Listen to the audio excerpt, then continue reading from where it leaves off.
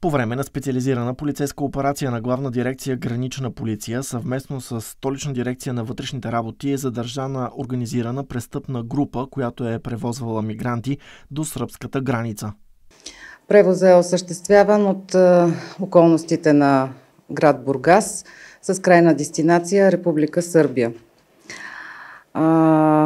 Междинна спирка е била обикновено територията на София област или територията на София град, откъдето са продължавали посока зелена граница.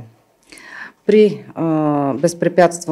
безпрепятствено транспортиране на лицата е осъществявано плащане от страна на лица, които са били в Република Турция, откъдето са превеждани парите.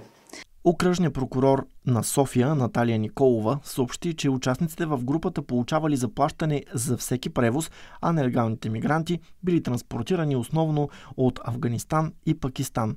По думите й, престъпната група действала около година. Междувременно в област Пазарджик двама водачи са били установени да шофират под въздействието на наркотици, а други двама с неистински шофьорски книжки, съобщават от пресцентъра на областната дирекция на МВР. На улица в Пещера автопатрул спрял лек автомобил Сеат, управляван от 28 годишен местен жител. Тестът с дрегер показал наличието на наркотични вещества. Сходен случай е регистриран и с 34 годишен мъж от пазарджишкото село Алеко Константиново. При рутинни проверки в региона 28 годишен водач от село Говедаре и 31 годишен от Ракитово представили пред униформените свидетелства за управление на МПС, издадени съответно от Руската федерация и от Република Чехия.